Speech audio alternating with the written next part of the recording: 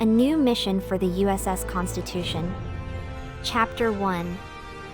Captain David Stevens sat in the command chair of the USS Constitution, the first Constitution-class heavy cruiser in the United System Federation Navy that had been refitted and returned to active service. David himself was a man out of his time. He had been in cryosleep for nearly 500 years. He had awakened to a world that had advanced 5 centuries since he had entered into cryosleep in 1985, the old Christ-centered dating system. David had been captain of the Constitution for 7 years, and the mission of the Constitution was drawing to a close.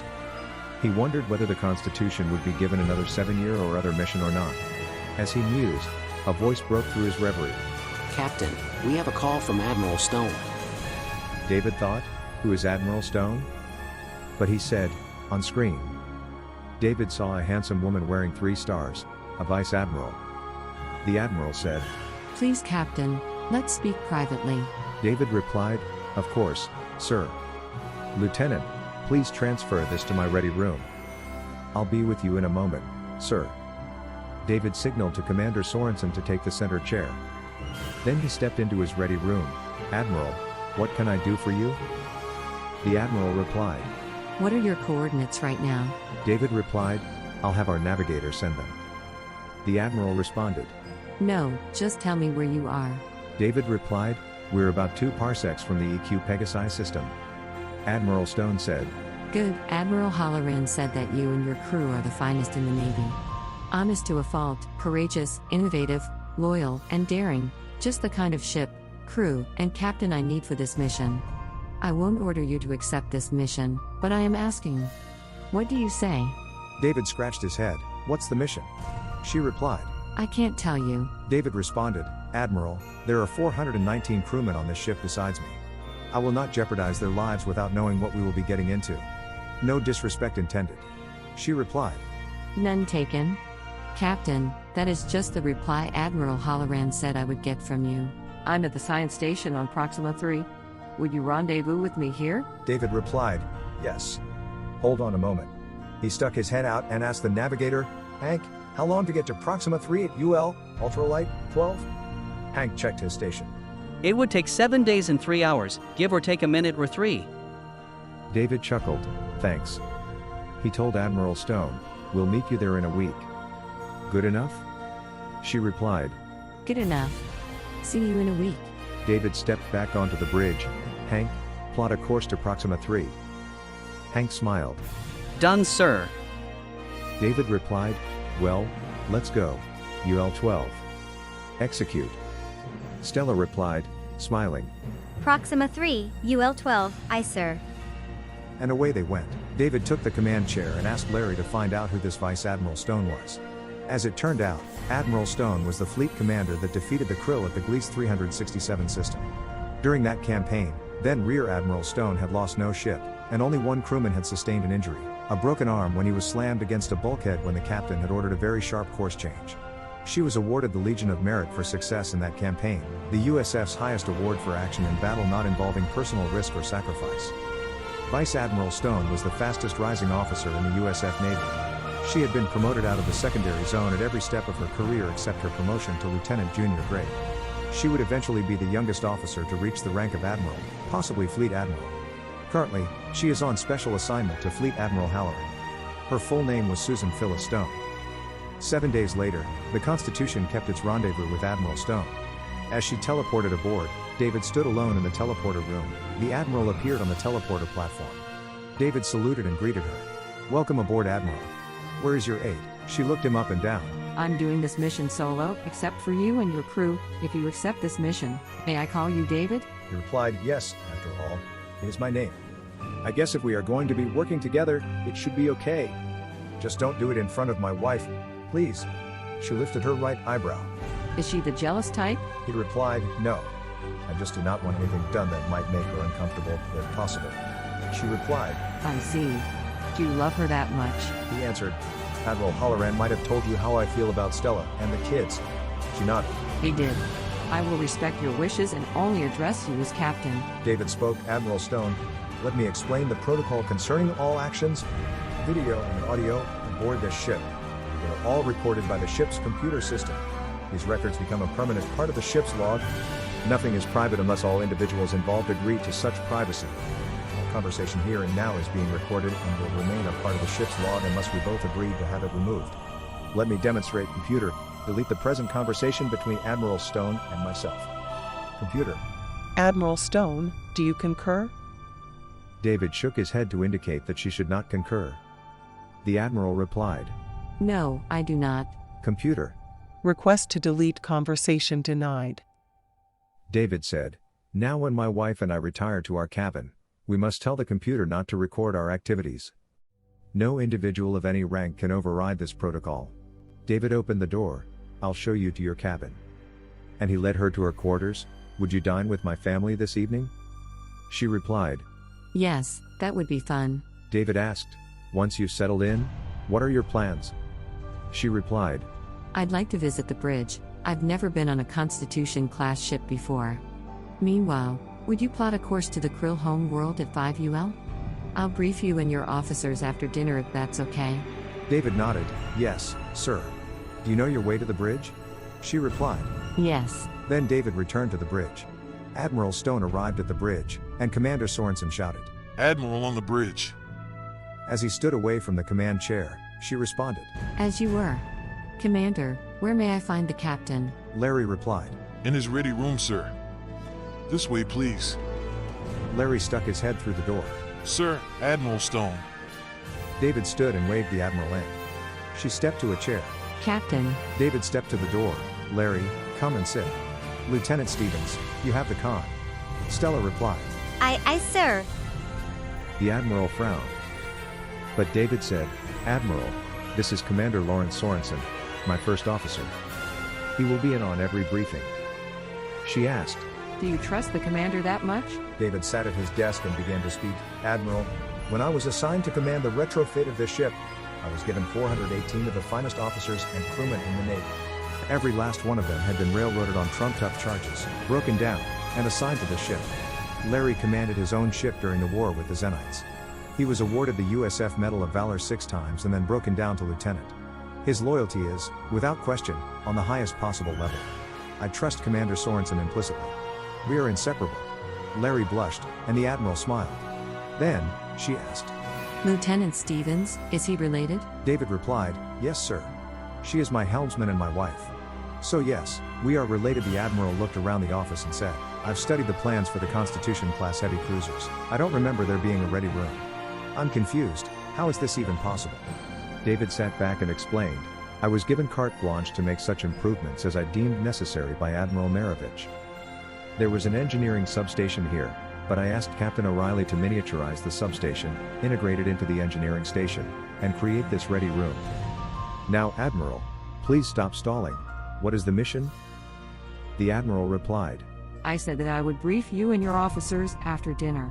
But I will tell you this, we might not survive. But it is vital to the survival of the United System. David shrugged. Well then, what are your plans until 1700 hours? She replied. I'd like to meet your bridge crew. And so, David and Larry took the Admiral out and introduced the bridge crew. Admiral Stone stood and had a short conversation with each crew member. Then she asked Stella for a few minutes of her time to talk. And David gave the okay for them to use his ready room.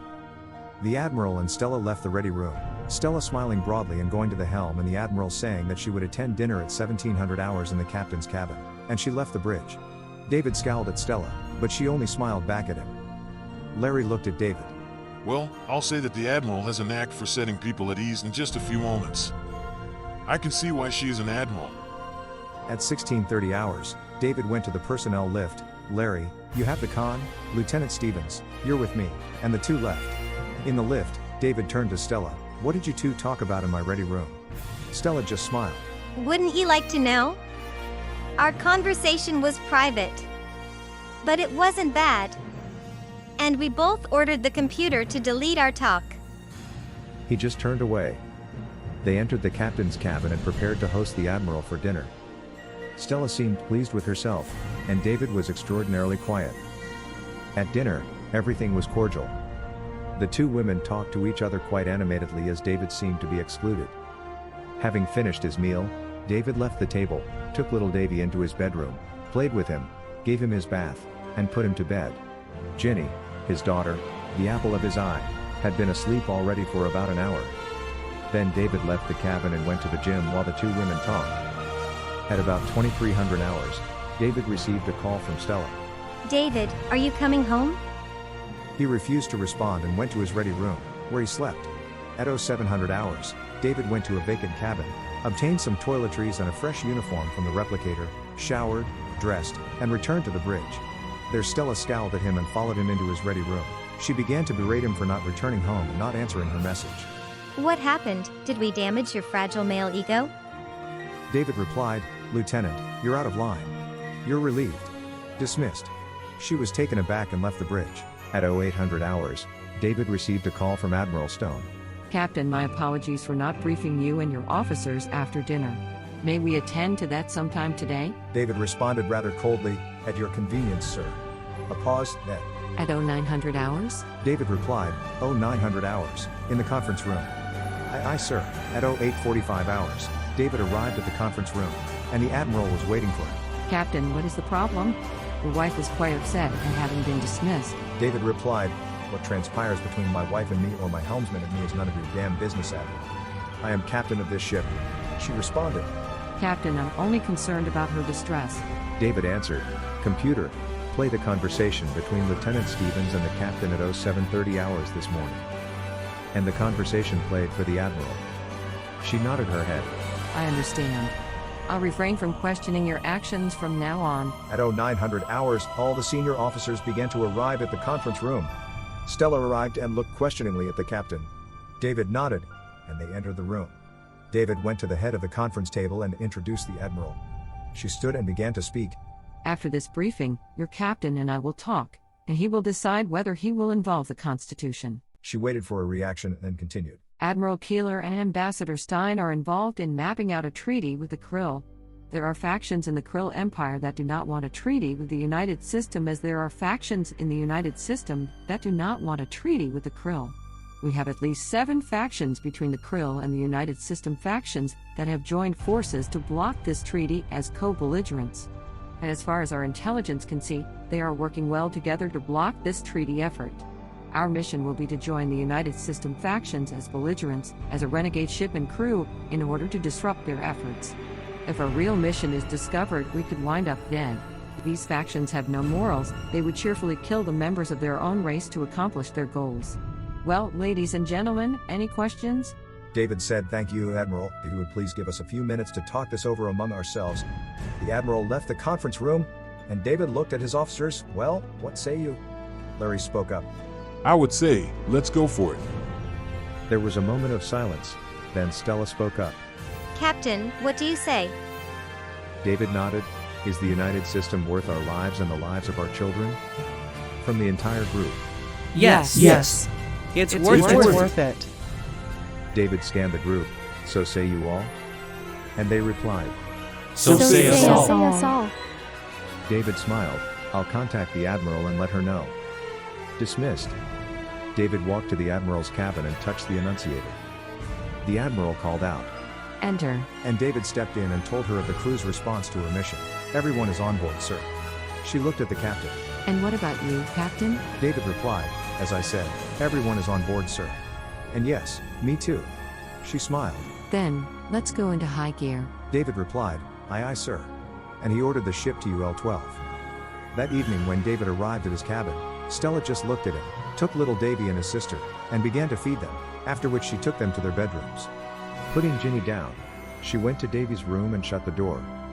David shrugged, ordered a peanut butter sandwich, and left for the gym. After his exercise, David went to his ready room and slept there. The next morning, Lieutenant Trank asked to speak to the captain. Captain, Lieutenant Stevens has asked me to talk to you about what is bothering you. David replied, "Yesterday, Admiral Stone and Stella had a private conversation. After they came out of here, Stella was smiling but said nothing. She refused to tell me about it when I asked her about it. Then at dinner, those two jabbered like two high school girls. I might just as well have been in Timbuktu. So I left them and took care of my son as Ginny was already asleep. Then this morning, she barged in here and started yelling at me for whatever I did that might have upset her. I know it all sounds petty, but I am pissed." The lieutenant responded, Yes, sir. It does sound petty. What should I tell your wife? David responded, "Tell her anything you damn well please." Dismissed. As Lieutenant left the ready room, Stella looked at her, and Lieutenant Trank just shook her head. David stepped out and took the command chair. Status. Each station reported all was condition green, Stella said. 3 days to Krill Space, UL-12, all systems green, sir. David replied, "Good. Study as she goes."